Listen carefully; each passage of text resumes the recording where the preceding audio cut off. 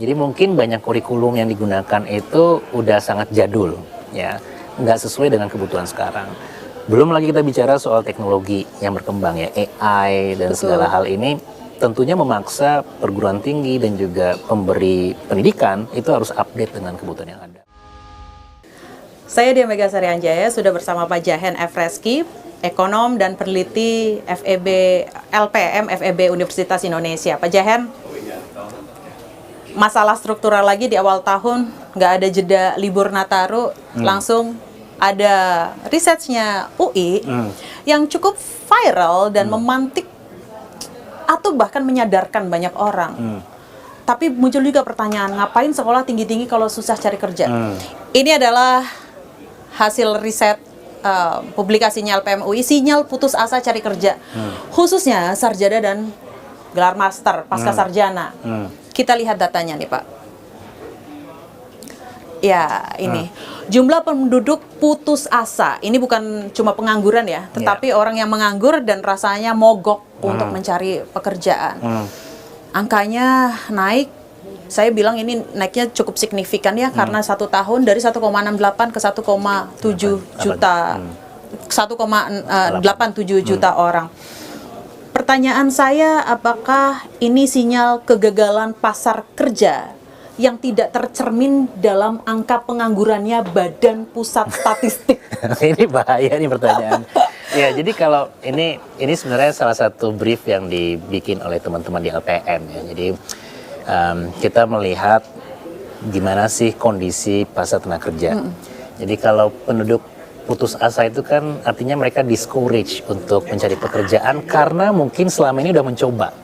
Jadi udah ngirimin CV, wawancara, tapi kok nggak dapat pekerjaannya. Nggak usah jauh-jauh, kami di LPM itu tahun kemarin itu kita buka posisi buat asisten peneliti, itu yang daftar sekitar 300 orang buat 10 posisi. Oke. Jadi itu kan menggambarkan bahwa memang ada banyak orang dan nggak semua dari bidang ilmu ekonomi. Jadi kadang-kadang dari jurusannya apa gitu daftar ke LPM.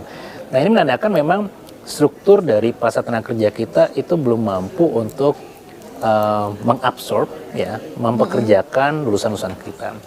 Ini bisa karena banyak faktor. Pertama mungkin antara keahlian yang dimiliki dengan kebutuhannya itu nggak sama. Ya, jadi nggak match. Misalnya kita butuh, contoh paling gampang, kita butuh peneliti ekonomi. Tapi yang banyak lulus mungkin dari hukum, dari engineering, itu kan nggak match ya. Jadi akan sangat costly bagi pemberi kerja untuk mempekerjakan.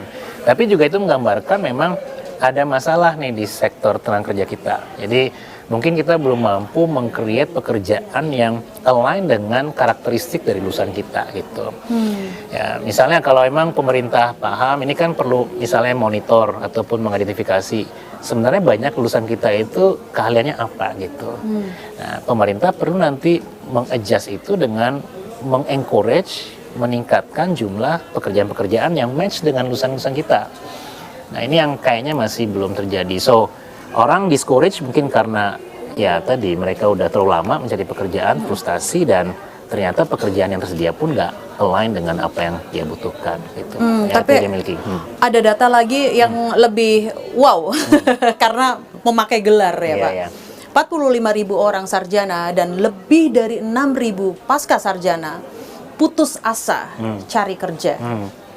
Ini data ini sebenarnya LPM UI maksudnya apa sih mengeluarkan data sarjana dan pasca sarjana gitu? Ini kan kayak high skill workers ya, mereka yang berpendidikan tinggi kan seharusnya kan teorinya gini, semakin tinggi pendidikan semakin mudah mencari pekerjaan karena lebih terdidik, punya skills yang lebih baik. Tapi ternyata mungkin pekerjaan yang tersedia sekarang itu masih di pekerjaan-pekerjaan yang belum butuh nih lulusan sarjana, belum butuh lulusan pasca sarjana. Artinya apa? Memang sektor yang tumbuh itu masih sektor-sektor yang masih sangat tradisional, yang belum membutuhkan keahlian yang cukup tinggi gitu.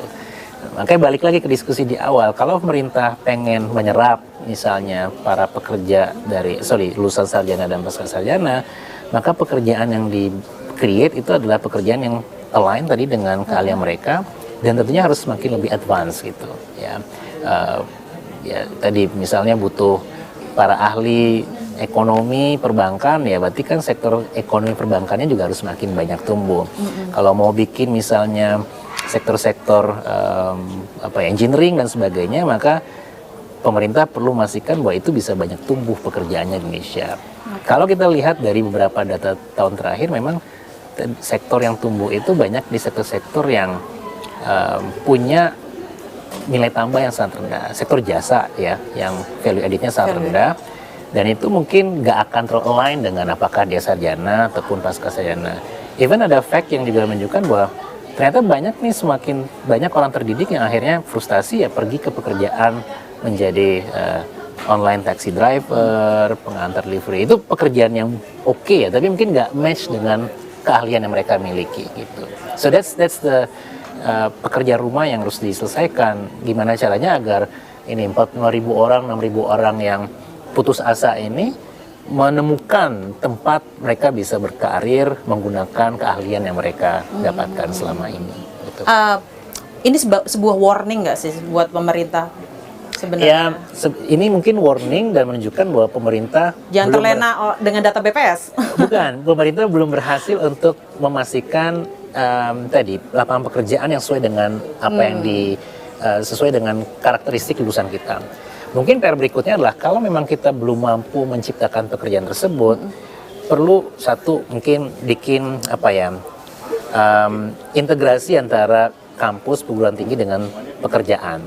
Masalah yang kita hadapi di Indonesia adalah sekolah-sekolah vokasi misalnya kejuruan, itu once mereka bekerja di tempat mereka akhirnya berlabuh, itu perlu di training kembali. Jadi nggak match tuh antara keahlian yang mereka dapatkan di kampus dengan pekerjaan yang mereka lakukan. Atau yang kedua, karena kita punya masyarakat yang cukup banyak, mungkin pemerintah perlu mikirkan gimana caranya mengekspor tenaga kerja kita. Jadi kalau memang kita nggak bisa buat banyak pekerjaan, mungkin dibikin cara agar semakin mudah bagi orang-orang muda Indonesia untuk bekerja di luar negeri. Ini kan kita tak paham misalnya secara jasa kemampuan kita lebih baik ya, dan itu kayaknya hal yang perlu dilakukan oleh pemerintah gitu. Tapi saya masih memakai risetnya LPM UI, Pak. Ini catatan saya adalah UI menekankan skill mismatch. Ya. Dalam konteks skill mismatch keterampilan itu, sebenarnya bagaimana LPM UI memandang peran kurikulum perguruan tinggi dan kebutuhan kerja. Jadi apa ya? Sebenarnya ini penegasan masalahnya ada di kurikulum, ada di industri, atau pemerintah yang gagal membaca, ada yang tidak match antara kurikulum dan kebutuhan industri. Kalau saya lihat ya, kita juga di LPM itu ada beberapa studi soal upskilling dan reskilling. Jadi upskilling itu meningkatkan skills-nya, ya, atau reskilling ya, mungkin mengembangkan skills yang mereka miliki. Kalau dilihat dari inisiatif pemerintah sebenarnya udah cukup banyak ya. Jadi pemerintah mulai menggenjot ataupun meningkatkan peran dari vocational school, sekolah vokasi. Tapi memang tadi yang seperti Bu Mega sampaikan, ada missing link antara apa yang diajarkan di kampus termasuk universitas dengan apa yang dibutuhkan oleh si pemberi kerja gitu. Nah, ini menjadi sangat krusial tadi. Ibu benar sekali membahas masalah kurikulum. Jadi mungkin banyak kurikulum yang digunakan itu udah sangat jadul ya, nggak sesuai dengan kebutuhan sekarang. Belum lagi kita bicara soal teknologi yang berkembang ya, AI dan segala hal ini tentunya memaksa perguruan tinggi dan juga pemberi pendidikan itu harus update dengan kebutuhan yang ada. Tapi di saat yang sama juga yang kami rasa masih cukup miss adalah gimana caranya agar para ahli yang dimiliki di sektor pekerjaan itu bisa sharing juga ke kampus. Ya, jadi misalnya mereka bisa memberikan training, kalau menggunakan alat ini, secara teori kan mungkin dosennya bisa ngajarin nih, tapi prakteknya di lapangan seperti apa. Nah ini yang kayaknya masih belum berjalan secara optimal. Ini sebenarnya bukan masalah baru ya, udah cukup lama kayak lagu lama gitu. Tapi sepertinya belum bisa teratasi dengan sangat baik. So the question will be, siapa yang bertanggung jawab semuanya? Ya, kampus mungkin perlu semakin update dengan perubahan dinamika.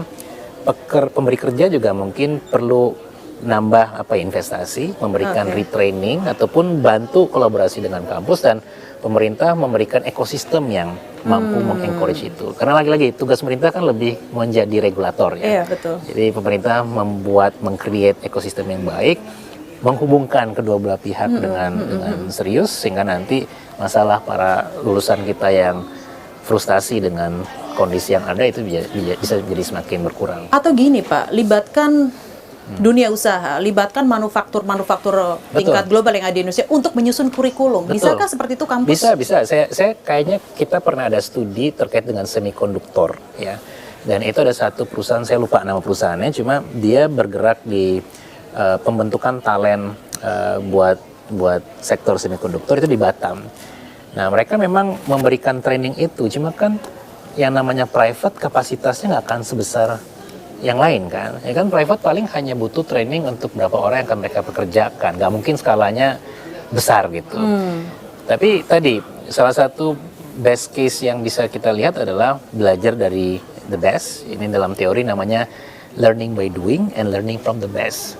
Jadi tadi saya sepakat banget tuh kalau misalnya perusahaan bisa mendatangkan ahli dan ahlinya juga bisa sharing apa kira-kira yang perlu dilakukan agar nanti perusahaan juga merasa bahwa investasi yang mereka keluarkan itu juga match dengan apa yang mereka harapkan. Iya. Ketika kampus berhasil mencetak talenta-talenta yang match dengan industri, sekarang PR pemerintah adalah menciptakan kapasitas untuk menyerapnya. Ya. Dan ini belum ada sampai sekarang kapasitas untuk menyerap itu. Ya, kalau terlihat dari data kan memang menunjukkan memang jumlah dari pengangguran kita, unemployment-nya memang turun ya, tapi jumlah orang yang menganggurnya malah meningkat gitu. So, again, ini saya rasa salah satunya mungkin disebabkan oleh adanya mismatch tadi, tapi juga di sisi yang lain mungkin belum banyak nih sektor yang pengen ekspansi. Kan gini, kalau kita pengen menambah jumlah pekerjaan diserap, perusahaannya juga harus makin besar dong ya. Kalau perusahaan yang nggak tumbuh, nggak mungkin mereka akan menambah jumlah pekerja. So, this is not only about government policy, tapi juga apakah perusahaan juga punya kemauan ataupun keinginan untuk berkembang jadi lebih besar gitu. Nah, itu kayaknya menjadi salah satu hal yang kita harapkan, perusahaan semakin tumbuh tinggi bisa menyerap tenaga kerja dan tadi mengatasi masalah-masalah discourage workers yang terjadi. Jumlah pekerja informal juga ini data saya ambil dari Badan Pusat Statistik, ternyata LPM UI juga memakai data BPS ini mengonfirmasi. Iya, memang angka pengangguran turun, tetapi lihat jumlah pekerja informalnya meningkat ya. Ini sebenarnya untuk ekonomi positif atau negatif, Pak? Kalau dari segi informal sektor itu kan satu, pekerjaannya itu nggak pasti ya. Jadi mereka juga nggak mendapatkan perlindungan. Jadi kalau ditanya apakah ini angka yang bagus, jelas enggak gitu. Kita tentunya berharap bahwa akan semakin banyak masyarakat kita yang bekerja di sektor formal. Karena kalau di sektor formal kan gajinya udah pasti gitu ya. Terus mereka juga dapat perlindungan dari perusahaan.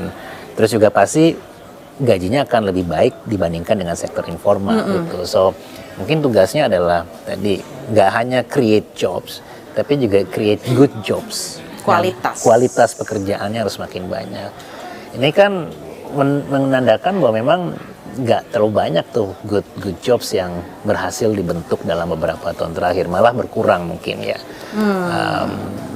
Nah kalau sektor informal tumbuh, pekerjaan ataupun tenaga kerja kita itu nggak mendapatkan kehidupan yang layak, kita nggak akan bisa tuh mengharapkan konsumsi akan semakin lebih tinggi, karena tadi duit yang mereka dapatkan mungkin nggak cukup untuk bisa memenuhi kebutuhan yang mereka harapkan. Saya bisa simpulkan begini nggak Pak? Sebenarnya artinya pekerjaan informal ini bukan solusi terhadap angka pengangguran kita. Ini justru jebakan jangka panjang. Ya. Produktivitas. Betul. Jadi ini kan sebenarnya bukan hal yang baru ya. Masalah informal sektor itu sudah berkembang cukup lama, dan kalau ini dibiarkan tadi kita mungkin akan mendapatkan masyarakat yang tidak sejahtera, pendapatannya lebih rendah, dan mereka tidak mendapatkan perlindungan sosial yang menjadi hak bagi setiap masyarakat. So ini selain masalah ekonomi makro juga menjadi salah satu hal yang sangat krusial untuk direspons oleh pemerintah. Oke, itu memang konfirmasinya seperti itu ya Pak? Atau begini Pak, saya membacanya ini kan Apindo juga punya data ya, 67% pengangguran adalah anak muda. Sedangkan kalau kita melihatnya di sosmed, fenomena sosmed, itu anak-anak muda yang zaman now, itu kan cenderung memilih pekerjaan yang memang informal.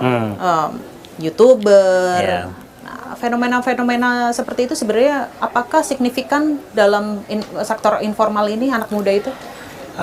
Saya mungkin melihat gini, kalau kita mengharapkan penyerapan tenaga kerja itu kan pasti balik lagi ke sektor manufacturing, sektor jasa, ataupun even pertanian ya.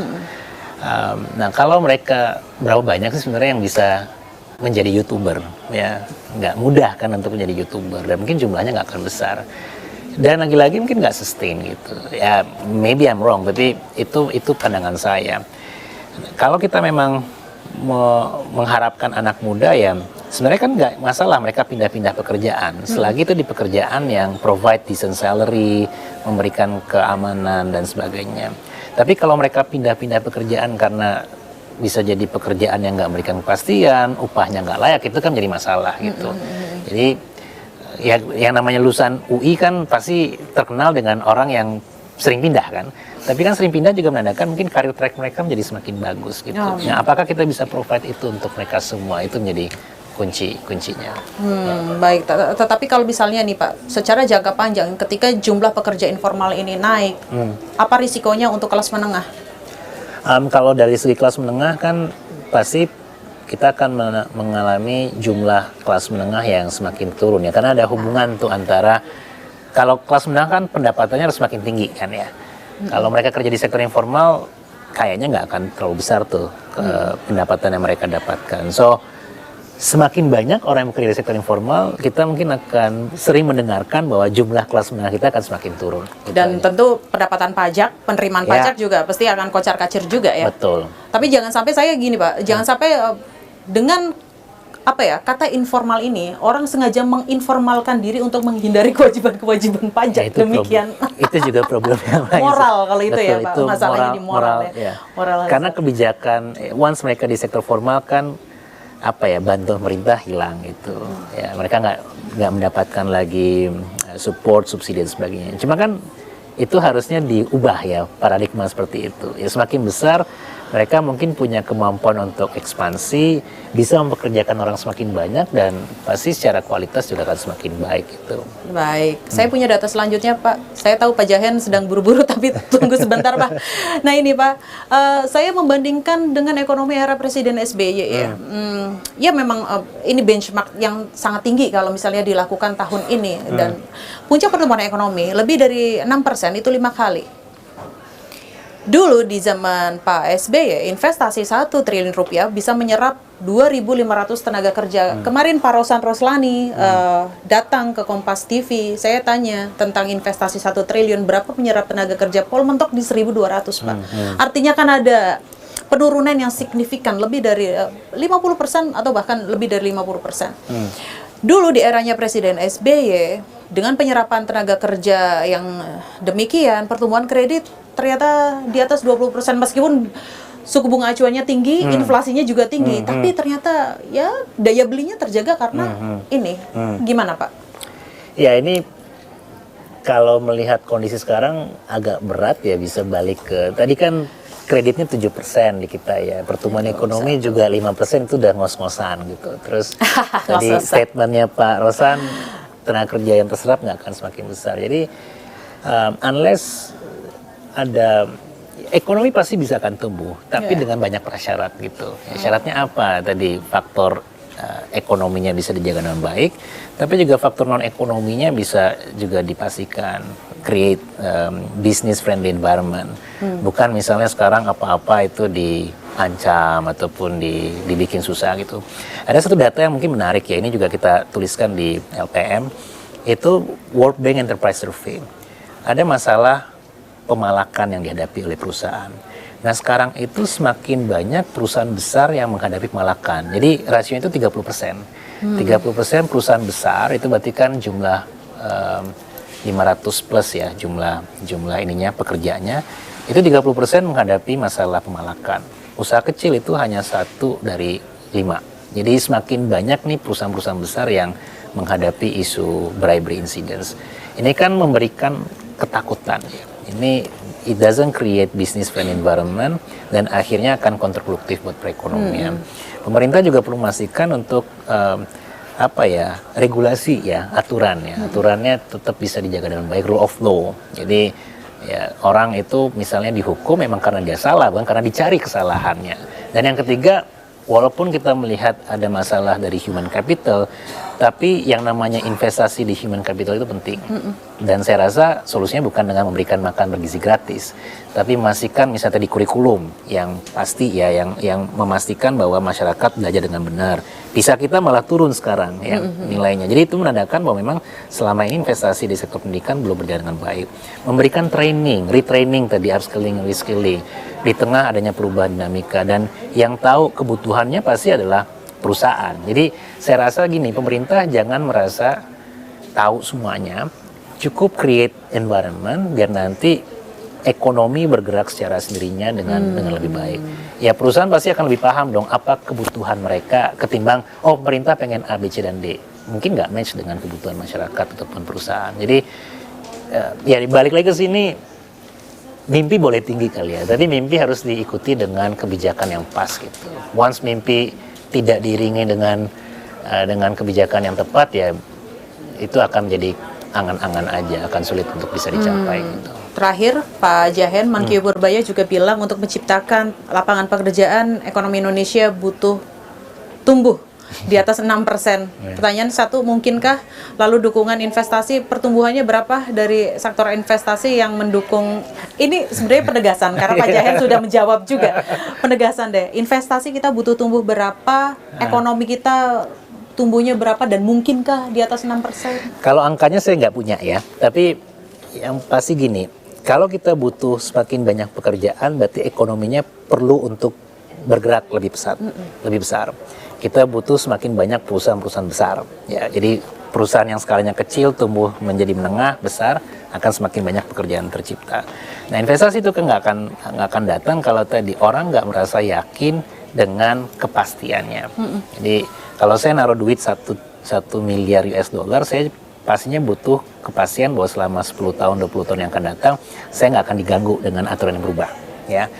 Ini yang perlu dijaga gitu. Jadi pemerintah perlu cukup konsisten, dan juga semua kebijakannya harus based on evidence based. Jadi bukan karena presiden pengen ini gitu dan harus dipenuhi. Kalau misalnya di lapangan bilang sebaliknya, ya nggak usah dilanjutkan gitu. Nah, ini yang sangat krusial agar nanti ya mau ekonomi tumbuh 6-8% itu kan hasil dari kebijakan yang benar gitu. Bukan karena adanya kebijakan-kebijakan yang di atas kertas terlihat baik tapi implementasinya tidak berjalan secara optimal gitu. Butuh pejabat yang saya yakin juga pejabat yang kreatif juga ya, kreatif menghasilkan kebijakan yang tidak asal Bapak senang. Betul ya, yang juga bisa memberikan realita ya, memberikan data yang lebih real, agar nanti informasi yang sampai ke presiden pun informasi yang tepat, dan akhirnya respons presiden juga respons yang mengatasi masalah yang terjadi. Ya, saya teringat dengan ucapannya Pak Yusuf Kalla. Beliau kan wakil presiden di era Pak SBY dan era Pak Jokowi juga, bahwa yang diperlukan dunia usaha adalah cukup tidak diganggu. Ya. Bukan kebijakan yang aneh-aneh, cukup tidak usah mengganggu mereka. Mereka akan udah tahu caranya lah. Betul. Untuk meng-create ya. Ya, dan itu kayaknya nggak tahu, sekarang mungkin kecenderungannya banyak pelaku usaha yang nggak berani juga untuk bersuara ya, karena mungkin ada yang merasa diganggu dan sebagainya gitu. So once bisnis sektor merasa nggak yakin, juga mereka nggak akan mungkin kita harapkan untuk ekspansi. Betul. Iya dong, nggak sustain dong. Betul. Kayak gitu ya Pak ya. Ya, yang berbahaya juga, studi kita lagi di LPM itu menunjukkan banyak productive firms yang akhirnya cabut dari Indonesia. Ya, jadi karena mereka ngelihat ini kok aturannya nggak baik dan sebagainya, terus juga mungkin ya banyak masalah yang terjadi, ya akhirnya justru productive firms yang lari keluar, pindah ke negara lain.